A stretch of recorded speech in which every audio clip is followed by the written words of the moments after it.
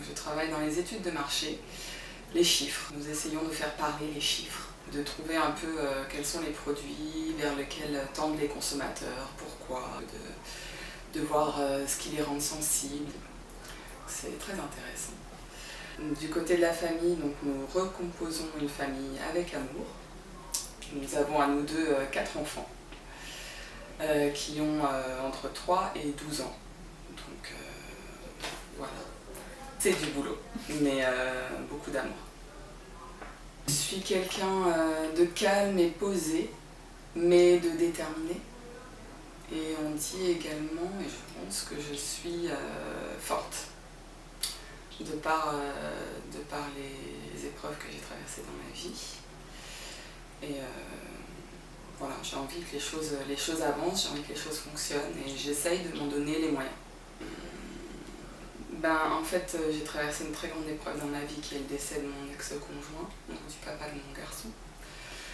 Donc ça a été évidemment terrible, mais ça m'a aussi permis de voir à quel point la vie est précieuse, à quel point la vie, on n'en a qu'une, et à quel point la vie, il faut en profiter à 3000%, et que du coup,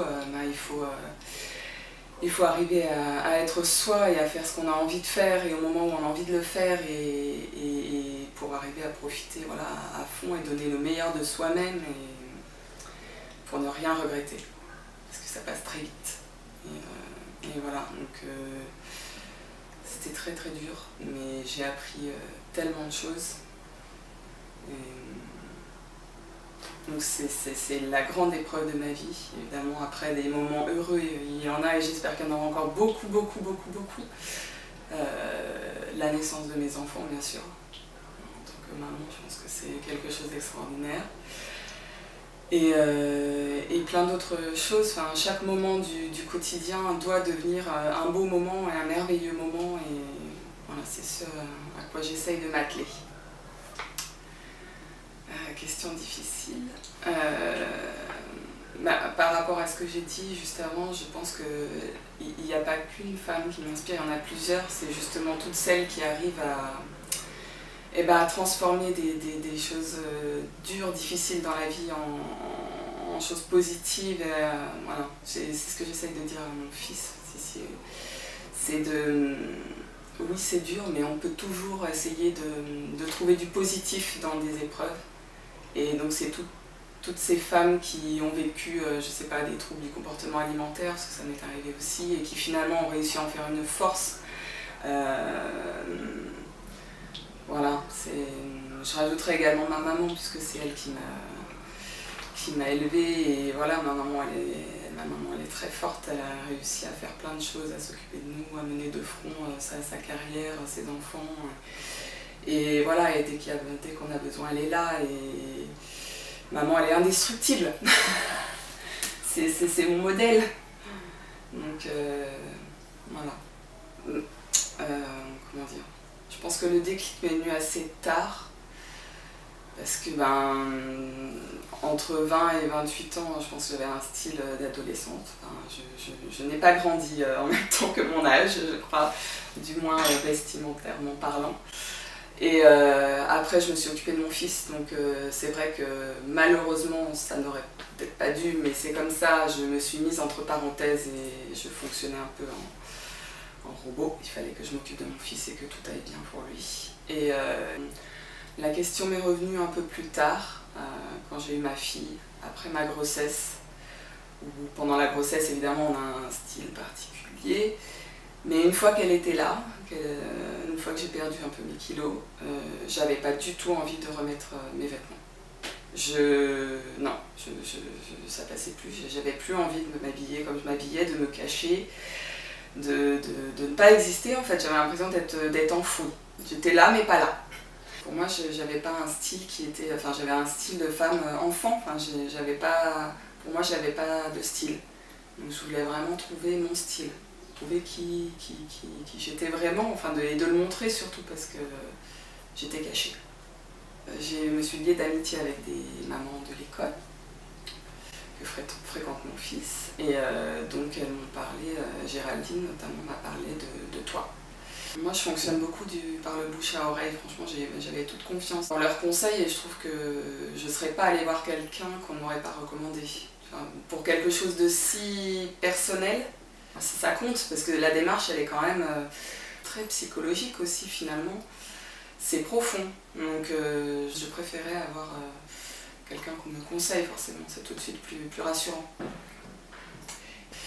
Et du coup, je ne me suis pas posé la question très longtemps, à vrai dire, parce que j'avais vraiment envie d'investir en moi et de changer, de me révéler. Okay. Donc merci Géraldine. Le premier entretien, parce que c'est quand même une introspection avec quelqu'un qu'on ne connaît pas, même si tu mets les gens à l'aise et il n'y a aucun problème, mais j'étais pas forcément préparée, donc c'est jamais facile de parler de soi, surtout quand on s'est mis de côté pendant assez longtemps. Donc même de dire ce dont on a envie, c'est parfois pas facile. Quand tu as trié mon dressing, ce n'était pas facile non plus, parce que tu as mis de côté une certaine partie de ma garde-robe. Mais c'était très bien, puisque c'était ce que je voulais au final. Donc là, j'étais préparée, même si je m'y attendais. Là, je m'y attendais. Donc c'était pour du meilleur de toute façon, donc c'était ça allait. Un meilleur souvenir, c'est quand on a fait la planche de style. Enfin, il n'y en a pas un seul, c'est quand on a essayé les escarpes. C'est voilà, la séance shopping. C'est la séance chez le coiffeur, la journée d'éclosion, c'est juste magique. Enfin, c'était l'aboutissement finalement de toute la démarche. C'était, voilà, je me sentais belle, quelqu'un me prenait en photo, enfin, j'ai jamais fait ça de ma vie. Donc c'était vraiment un moment pour moi. C'est tout le cheminement en fait, il n'y a pas un seul moment, évidemment il y en a des plus marquants, mais c'est l'ensemble de la démarche qui est marquante de toute façon, puisque voilà, on se révèle. Je sais pas, on ne devient pas quelqu'un d'autre, on se révèle. Donc on devient à l'extérieur ce que nous sommes à l'intérieur. C'est ça qui est frappant. Et j'ai pris de l'assurance, mais dans tous les domaines. C'est-à-dire qu'avant au travail, j'étais plutôt du genre à faire de vagues, il y a quelque chose qui m'embêtait, mais bon, je gardais pour moi. Maintenant, quand il y a quelque chose qui ne me va pas, je le dis, haut et fort. Ça fait un bien fou. Je me sens belle, je me sens mieux dans mon corps. Je me sens mieux. C'est vraiment un investissement qu'on fait sur soi et je pense que du coup on brille.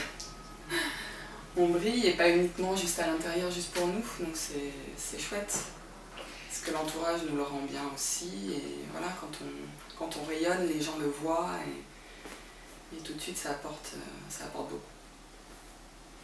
C'est un investissement certes, faut mettre de côté, mais le pour est je sais pas combien de fois plus grand. On n'a qu'une seule vie et autant essayer d'être la meilleure personne que l'on puisse être d'après soi.